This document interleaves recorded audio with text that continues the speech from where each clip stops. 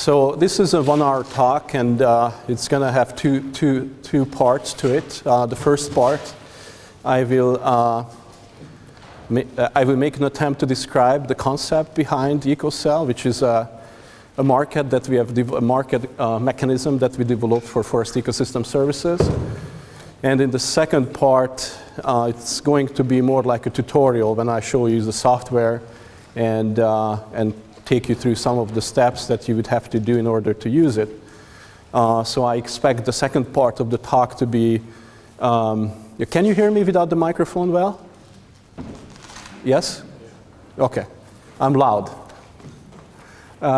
So I expect the second part of the talk to be more interactive. Another thing that I want to say is that you might see me sitting down or doing strange things on the stage just because, not necessarily because I'm lazy, but because I have a back injury, and I'm unable to be in an upright position for more than 30 minutes. So sorry about that. I hope it's not going to distract you from the message that I would like to deliver about ECOSEL. So, and also I also realized that many of you have seen some parts of this talk. So, and I'm very happy to see many of the Math4 students here who now have the technical background in order to understand and appreciate this tool that we have developed. So ECOSEL is basically just an application of multi-objective optimization techniques. The original research question that motivated the development of ECOSEL was to find out how we people value ecosystem services such as carbon sequestration, the protection of wildlife habitat, clean water, other things that are typically not appreciated or traded in traditional markets.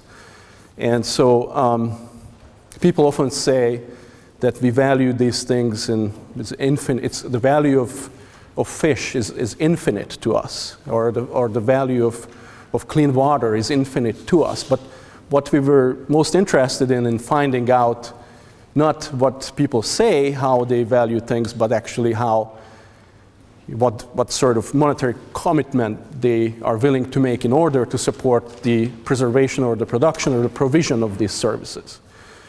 And so we followed the same idea. If you want to know the value of your house, you can talk to me all day long, all the great things that you have in your house, such as the size, the number of rooms, the location, and so forth. But until you put your house on the market, you're not going to know how much your house is worth. The worth of your house might be zero if nobody is willing to give you money for your house, right? This method was developed in order to measure revealed as opposed to stated preferences that people hold with respect to forest ecosystem services. And so ECOSEL is basically a bidding mechanism where we use the opportunity costs of producing certain combinations or bundles of ecosystem services as minimum reserve prices. So if you go to an eBay auction online and you want to buy a car or a TV set, you will see, you perhaps see a minimum amount of dollars or euros that you would have to put in order to have a chance to get that good. Now, and of course, the highest bidder is going to get the TV or the car. And once there is a transaction, you will learn how much your TV was worth. And you have a question? No. Sorry. And by the way, you can interrupt me if you have questions. So here, the difference is that you don't bid on tangible goods, but you bid on the right to have influence in producing a set of ecosystem services by departing from a business as usual management plan. So the business as usual management plan in many cases would be the one that maximizes timber revenues, maximizes the dollars that can be obtained from producing commodities that already have markets. So here what we propose is is different departures, different alternative management plans that would lead to less timber revenues, perhaps, but more carbon sequestration or a better ability to protect wildlife habitat and so forth. And so these departures from the business as usual management plan mean costs, extra expenses to the landowner. It's foregone revenues, right? And so these foregone revenues, we measure these foregone revenues using optimization. We try to minimize these costs that would lead to different combinations of ecosystem services. And then we use these cost thresholds as minimum bid amounts. Now, the minimum bid amount here doesn't mean the amount that you as individual would have to bid if you want that forest to be managed in a way that is different from the one that would maximize timber revenues, but it means that you have to raise through forming coalitions, cooperation, online, social media, and so forth, the minimum amount that you would have to raise in the bidding process in order to make that particular management alternative financially feasible for the landowner. Because if you don't raise enough money to offset the opportunity costs of the landowner, we assume that the landowner is not interested in departing from the management plan that maximizes revenues. Okay, does it make sense so far? Okay. So what you see here is an actual trade-off frontier for a 4,000 hectare research forest that belongs to the University of Washington. So this research forest is currently being used for timber production and to demonstrate other silviculture and forest management activities for students and for stakeholders. The primary function, though, of this forest is to generate enough money to support some student scholarships and to support the personnel who run the forest. So the director's salary and some of the forester's salary. So the idea here was to try to measure the minimum costs of producing a combination of, in this case, old forest habitat in large contiguous patches and carbon sequestration to minimize the opportunity cost to the landowner to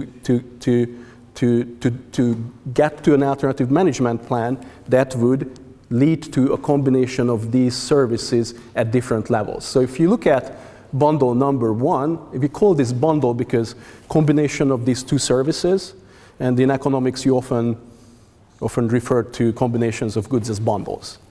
And so you can, if it is confusing to you, you can just replace it with combination or a package. So bundle number one is obviously the business as usual management plan, because this is the one that leads to the highest amount of net timber revenues. In this case, it's about $12 million over a 30-year long planning horizon, and these are discounted using a 7% discount rate. And so for this management plan, we have a combination of roughly 40,000 tons of carbon over that period of time, and here we measure only the net change in carbon content in the standing timber. We ignore whatever is below ground. So this is for demonstration purposes. And at the same time, this alternative would also produce roughly 400 hectares of old forest habitat, which we define patches of forest habitat that are older than 120 years, and the size of the patches is greater than 100 hectares. So that would be produced by 2050.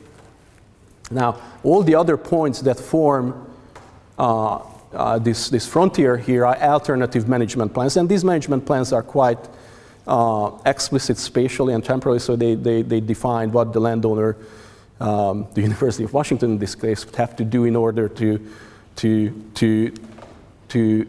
achieve these projected combinations of ecosystem services. So for example, in order to move from bundle 1 to bundle 3, which would mean a higher amount of old forest habitat by 2050, some revenues would have to be foregone. And so we have an explicit management plan that shows, which stands would have to be treated or cut, harvested, and so et cetera, in order to implement that plan. So again, these little maps just are supposed to show that each of these points is a different management plan. And so the further down you go on this frontier, the more timber revenue is foregone, but the combination of ecosystem services that are projected to be delivered by those alternative management plans is going to be bigger and bigger and bigger. So again, so just to repeat the idea here, what we do is you just measure the difference in revenues that can be timber revenues that can be obtained by going away from a management plan that maximizes timber revenues. So if one wants the land to be managed according to the management plan that leads to bundle 31, then this is how much money would have to be foregone. And so the idea of ECOSEL is really simple, is let's get people to bid on an online bidding platform, and those bids can individually be, these bids can be small individually, so you might only have $100, and the cost of making that change in management could be $1 million.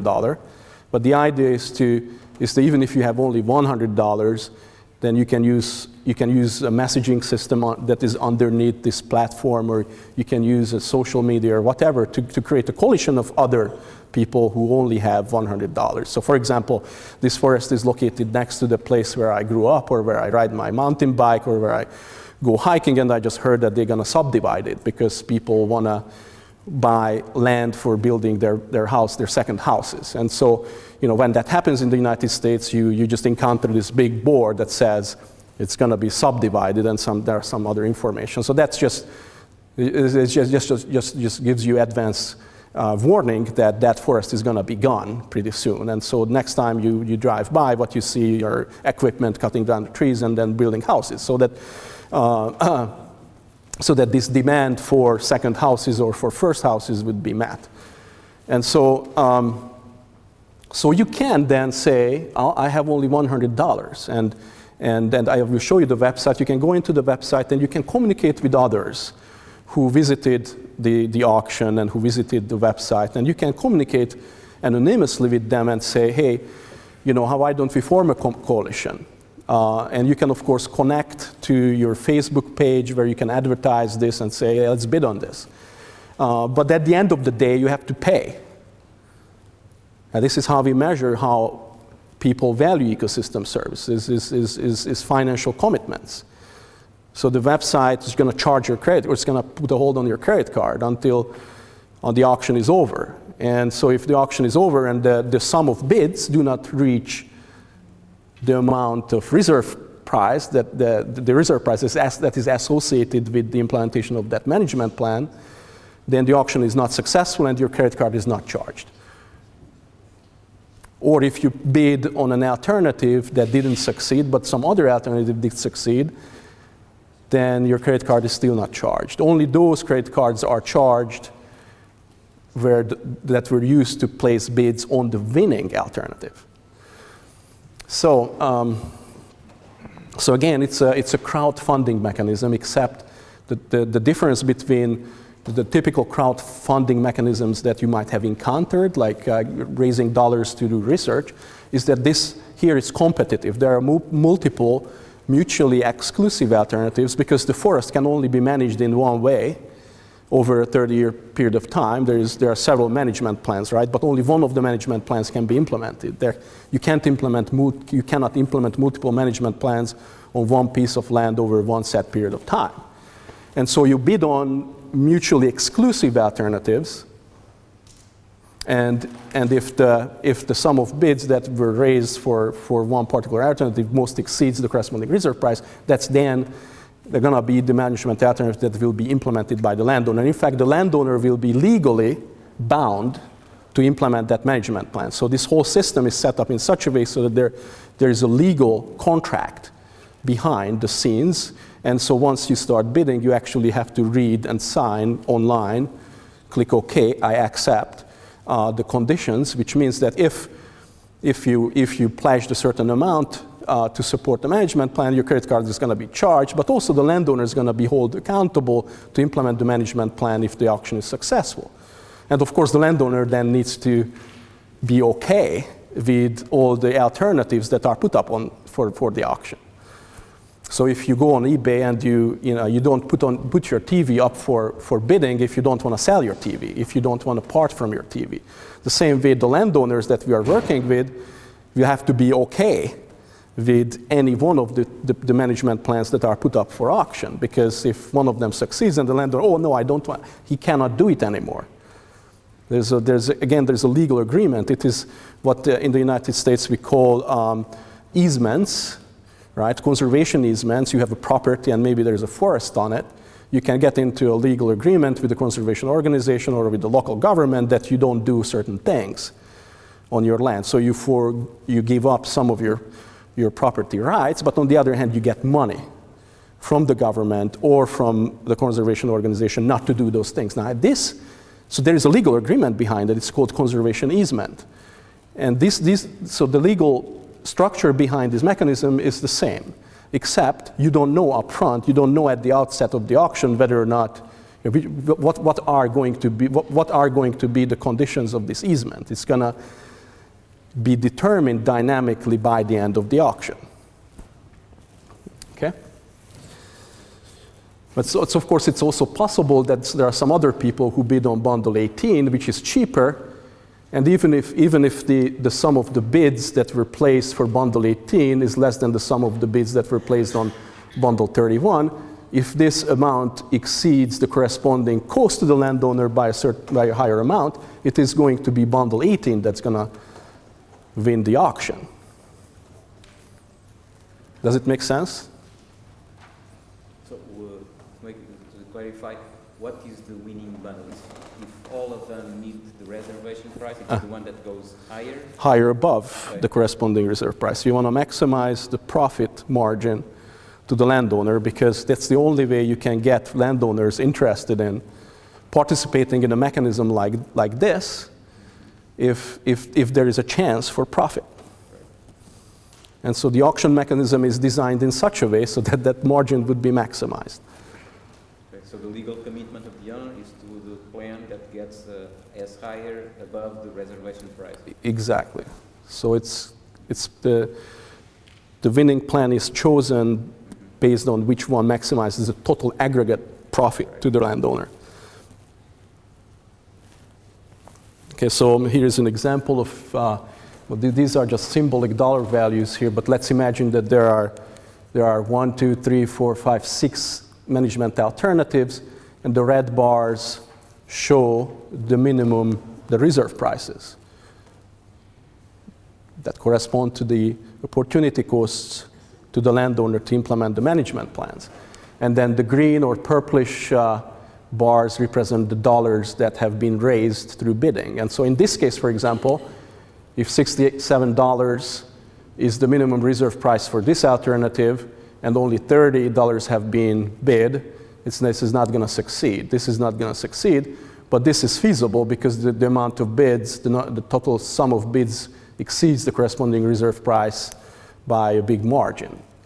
And none of the others succeeded in this particular case. This is just a result of an experimental auction. Yes? When you are bidding, you know the reserve price?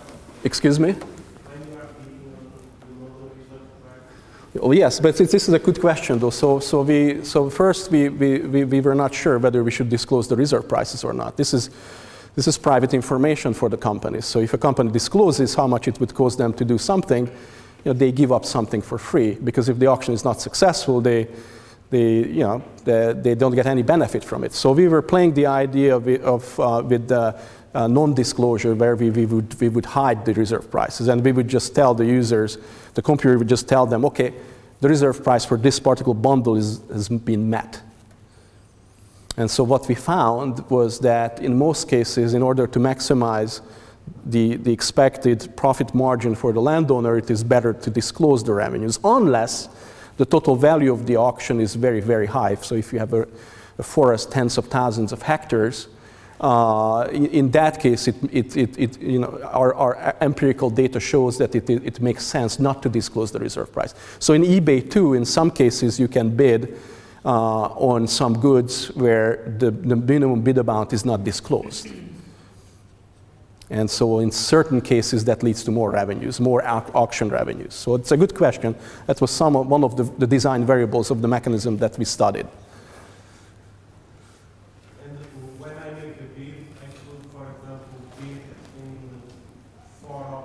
Yes, you can. Mm-hmm. And only one can be on your credit card is going to be charged only for one of them because, yeah. Okay. Any more questions at this point?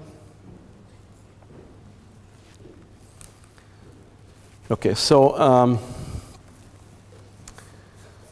this is the web implementation here, and again, I just want to step you through the process. So there are three ways you can interact with this website. One is that you are somebody who is interested in contributing to the production of ecosystem services. You are an investor, an eco-investor. You might be a person who grew up next to the forest I was talking about. You might be somebody who just wants to preserve forests close to the city, or you might just want to increase carbon sequestration, or you just love to bask in the warm glow of altruism, just helping other people. And so that's one way. So in which case, and when you go to the website, the first thing that you do is that you look. The first thing that you can do is to look for things that we call land campaigns, projects where you can bid, auctions where you can bid. And you can also create auctions yourself, and that's the second way to interact with the website. So if you are the one who first sees this big sign that this area is going to be subdivided, and so the developer's going to bid and offer money for the right to develop certain developable lots, then at that point you can also come to our website, and for a certain fee, you can go in and set up a bidding process for that particular forest. But of course, before you can do that, you have to get the agreement from the landowner, and the landowner could be the city. And so that's the second way. So the first one is you go in, you look for land campaigns, auctions that are close to your heart, right? And you pick management alternatives that you like, and you start bidding. That's one way to interact with the website. Another one is to go in and set up your own auction. And in which case you do something completely different, because then you have to go in and create the visuals, the descriptions of the alternatives, and so forth. And the third way is just to be a researcher who wants to study ecosystem markets, how to set up these auctions, what set of rules would be the most conducive to maximizing participation from the landowner's side, or participation in terms of bidding. And so there are many design variables that you can study with this website. So we talked about one, whether to disclose the reserve price or not. Another one would be, should we put a budget constraint on the amount that any individual participant could bid? So if you put in your credit card, we can check how much credit limit you have, maybe $5,000. Should we use that as a budget constraint on the amount that you can bid across the alternatives? Another thing that we studied, how many alternatives should we present for bidding? The more alternatives you present, the more likely it is that you meet some of the preferences, some of the expectations of the potential bidders. But also, the trade-off is that at the same time, the more scattered the bids are going to be, the less likely it will be to meet any one of the minimum reserve prices. So you can go in as a researcher and you get an admin account, and in that admin account you can set up auctions, mock auctions like that, and then you can recruit people on the web, which is what we have done. We have run, I think, over 50 mock auctions like that, where we recruited students and people, and sometimes we gave them real money to play with, and we paid them based on how well they played this auction. And so you can study what is the best design in terms of getting the best result. maximizing participation of maximizing revenues, and so forth. So in the second part of this presentation, I will show you how you can do these things on the website. But so if you are, so the first thing, if you are an interested bidder, the first thing you do is you go in and see if there is a land campaign that is of interest to you. Maybe jaguar protection in South America, and in order to do that, you want to leave large tracts of forests untouched, and it costs a certain amount of money for the local communities and so forth. And then once you identify those auctions that were of interest to you, then the second step is you look at the alternatives, right?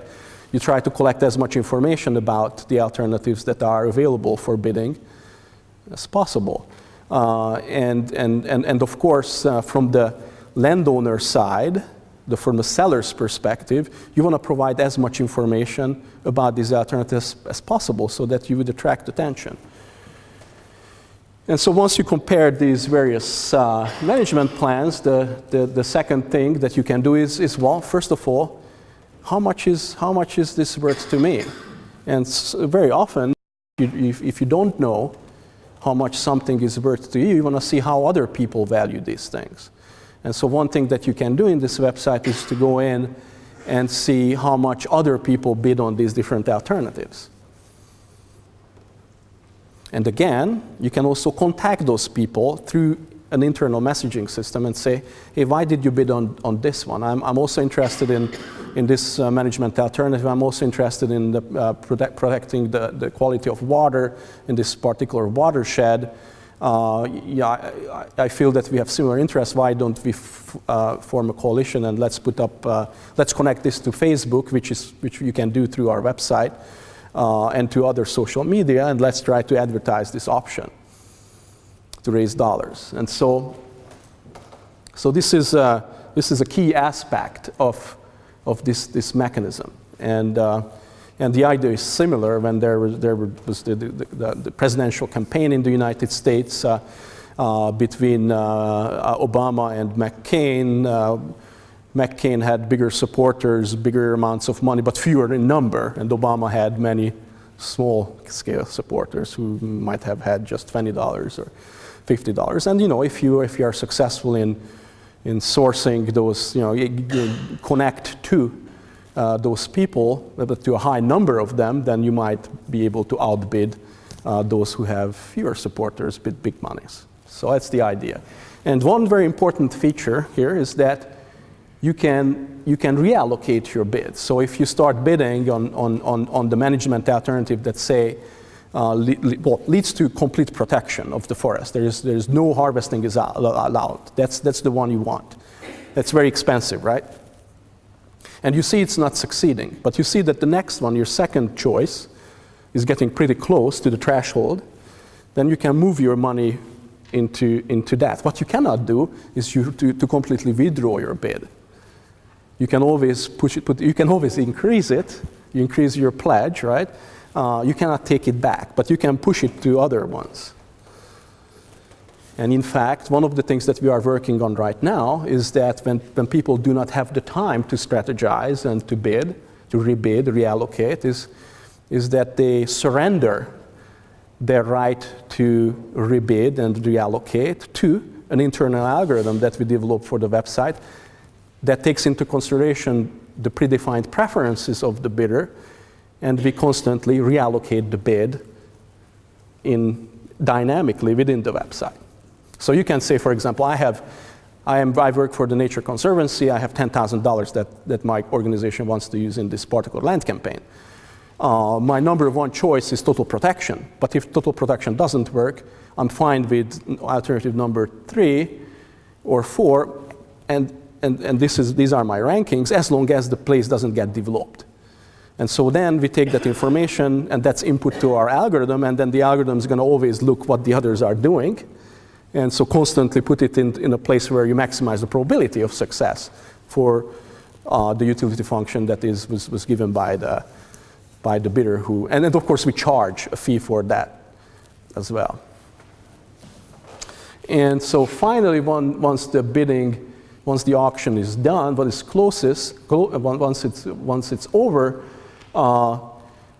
which if there is a winning management plan, then the conservation easement, the legal agreement that is behind that alternative becomes binding, and the landowner has to implement the management plan. Of course, there are acts of God, some uncertainty related to timber prices, uncertainty related to weather disturbances such as fire or wind.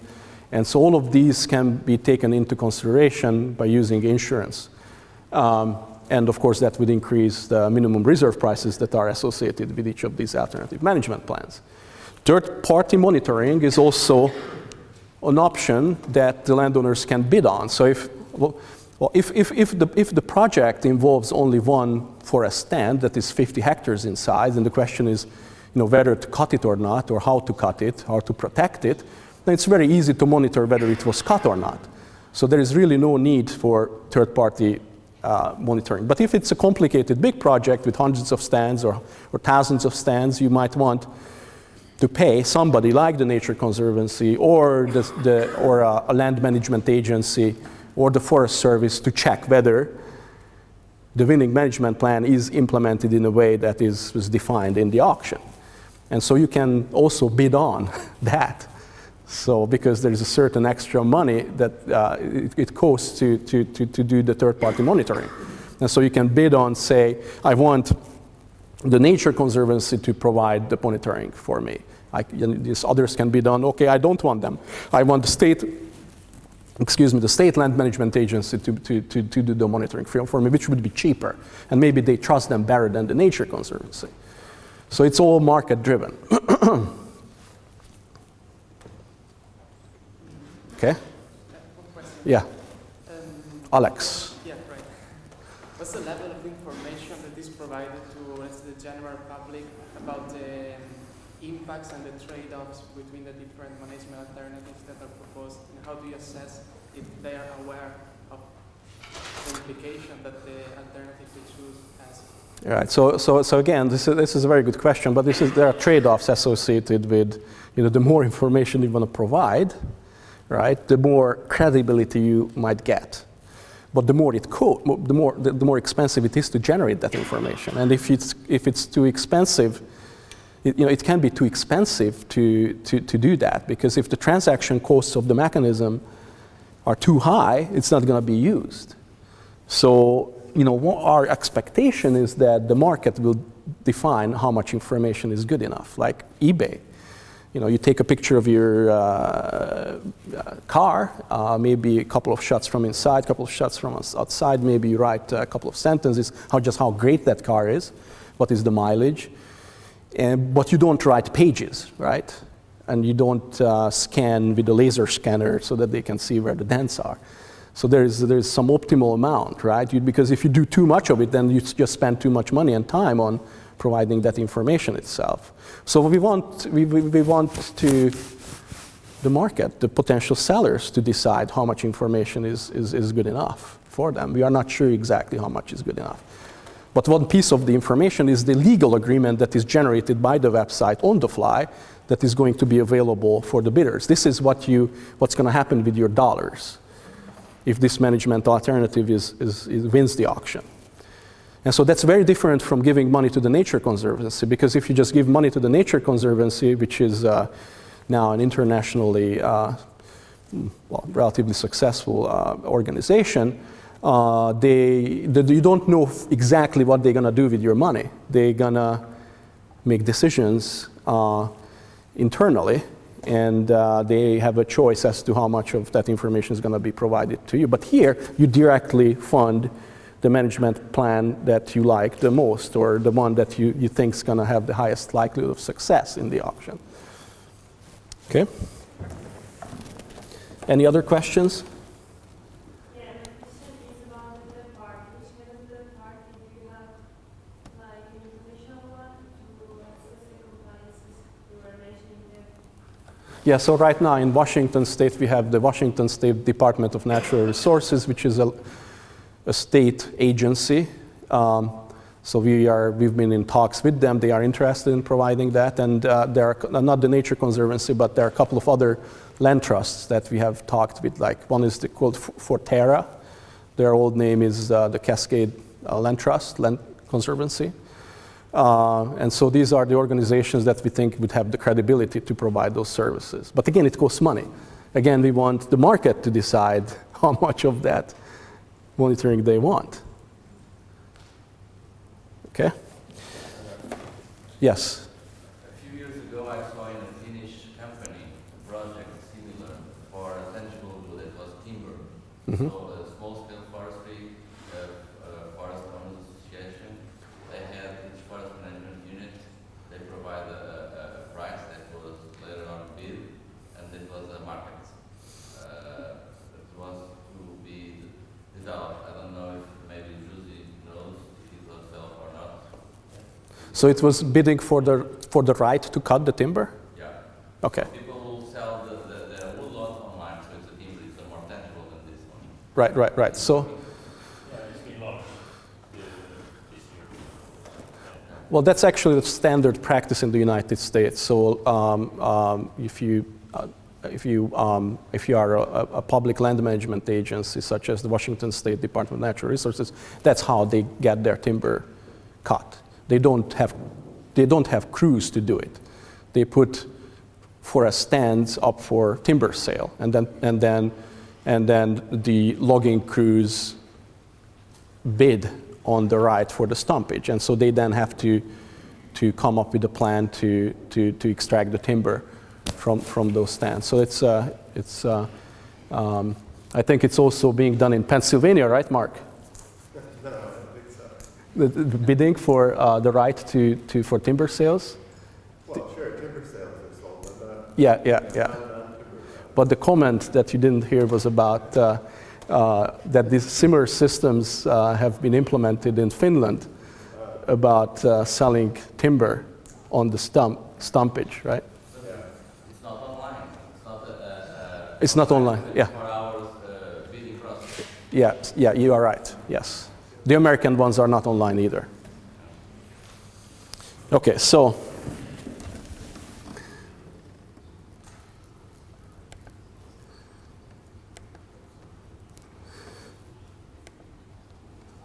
what I want to do next, and how much time do I have now? You have 20 minutes. 20 minutes. So if you go to the web, so this is the website, and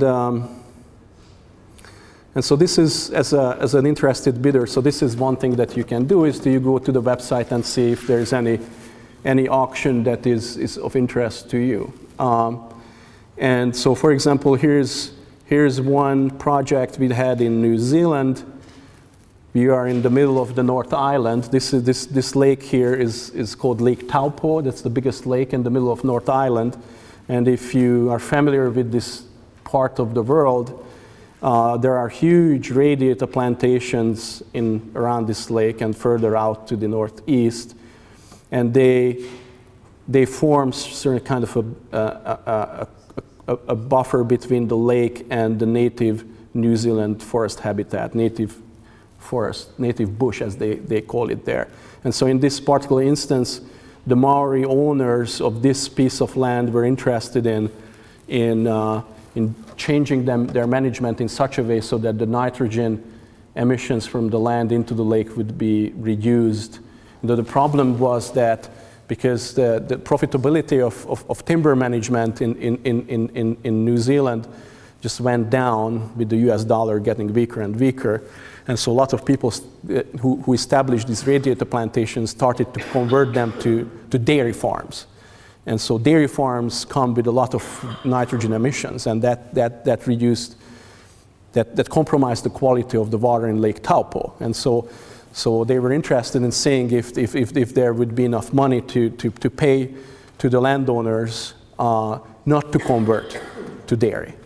And so we didn't have a real auction, we had the mock auction, but this is just in a nutshell what this project was about. And if you, and so I'm just trying to show you what you would experience in this website. It's very similar, I think, to eBay.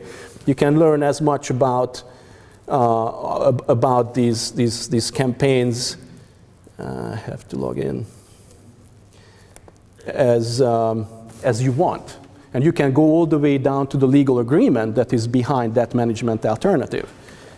And so this goes back to Alex's question about just how much information is enough. We will encourage landowners, the potential sellers, to provide different layers of information, and perhaps the top layer in the website would be just rough estimates of the services that would be provided and some of the activities that they would do, and then people could dig as deep into the details as they want. But again, there is a price associated with providing and getting that information out. So the kind of things that you would see here is just the information, again, that the landowner would provide, and also some information about how to bid. And so the landowner, in collaboration with the auctioneer, us, we could decide whether or not the reserve prices would be disclosed, or whether or not communication between the bidders would be allowed. And so this information is provided in that highlight. I don't know why the font size is so small, but you can before you start bidding, you can, not only will you be able to learn about the alternatives that are available in that auction, but also the rules that you would have to follow in the bidding process. Okay? And so you can also see about the bidding activity. And again, you can further go into the details of the alternative management plans. And finally, you can also look at the status of the auction and see how people bid up to that point, because that's crucial information for you, so you don't waste your time for example, in this instance, to bid in this alternative here. Nobody's bidding on it, right? These dark bars show where the bids are at this point. You can also free ride, of course, if you see that, if you don't do anything and still it's, one alternative is succeeding, then you might not bid. But the way that we set up this auction is such that we're going to minimize free riding. And what we do is at the very end of the auction, we take away this information, but nobody would know what happens in the last couple of minutes. And that's called the sealed bidding. So nobody can assume, nobody can be sure that the bids that you see there are going to be there in the last couple of minutes. And so we studied other auctions. For example, just raising dollars for a public park. The public park would cost this much. And so people start bidding, and for several days or weeks, hardly anything happens. And then a couple of minutes at the end of the auction, when the auction closes, they no longer show how bids accumulated. They shut the whole thing down. They sealed, right, the information. And then all of a sudden people start bidding, and because they want the park. And so they put in bids whose total could well exceed the threshold cost. And sometimes this leads to big profit margins to the operator of the auction or to the city who wants to have the new public park. So that's the same idea here. We want to minimize free riding. So, question? No? So, another thing that I wanted to show you is that if you are the landowner who wants to set up an auction, basically you follow the same steps as the same general steps that you would follow on an eBay auction, where you make a decision as to how you're going to call your land campaign. You want to give a name that is interesting to people, right? You can upload images, you can upload text in order to attract the attention, right? And this is, if the landowner is not not very confident about just what information to disclose, and even just what alternatives to offer for bidding, they can also consult us for a fee to help them with coming up with those alternatives and some information that would describe those alternatives. But you have the freedom as a user, as a seller, you have the freedom to set up your auction yourself. And here you can define the rules. For example, want to disclose reserve price or not? Should this communication be allowed or not? Can they withdraw the bids? Should the budget, the credit limit on the credit cards be enforced? So you can play with these at this point. And so I also told you that there was a third way to interact with this website, and that was if you were a researcher. So some of my colleagues at the University of Washington use this website for studying contribution games. And I gave you one example about raising dollars for a public park. And so there are many different theories from economics about how to maximize participation in these contribution games. And so one idea that we are actively studying now is lottery. And so lottery would be suppose there is an auction that is not successful, but there have been quite a big number of bids and high value bids placed on many of these alternatives that are offered in the auction, but the sum never reached the threshold.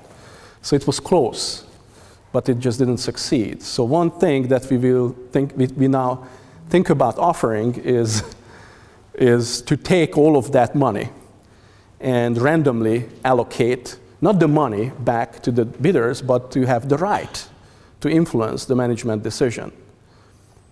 And so what we expect from this lottery is more participation. So you might be an individual who doesn't have too much money to have a big say in how this land is managed, but you know that under certain circumstances you might multiply your power in that to make something happen that you like.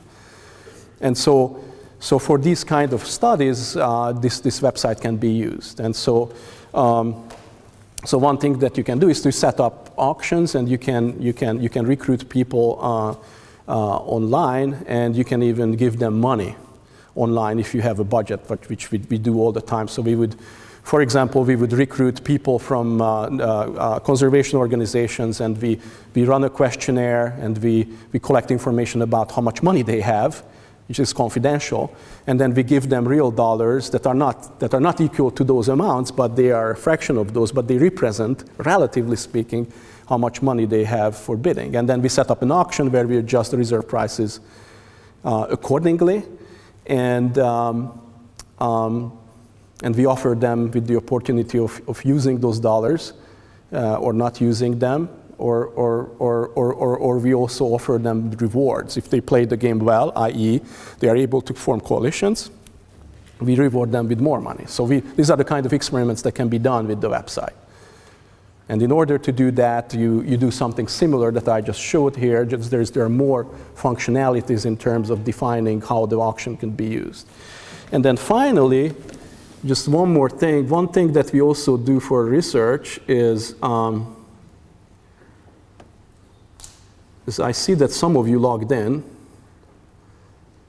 which is great.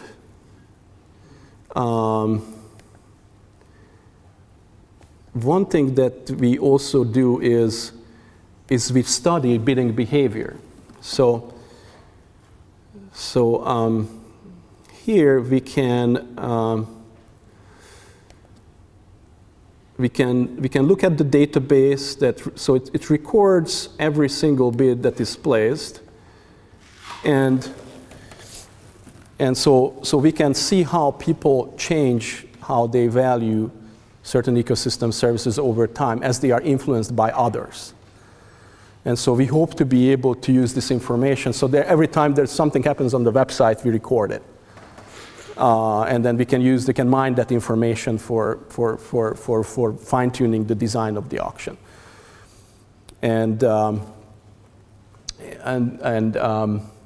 we hope to be able to use that information to make decisions about really how to set up these auctions. What should the rules be in this mechanism in order to either maximize the profit for the landowner or to maximize the likelihood that the management alternative that leads to the highest social surplus, the biggest net benefit to society as a whole, would succeed. So again, to wrap this presentation up and to go back to the idea of decision support systems, you can view this as a decision support system. It's just crowdsourcing for information, not just what people say they want, but also what are the things that they would actually make a sacrifice to support. So we try to measure the monetary value of these ecosystem services through this mechanism. This is just a workhorse. But we could also use this to make decisions about how a resource is managed. So for Forest Service and the Washington State Department of Natural Resources both expressed interest in this mechanism, not necessarily to increase profit, but just to see how people value these things, to help them make a decision about what to do with a certain watershed, as an example. And so that's where we are at right now. Do you have any questions? Yes? Excuse me?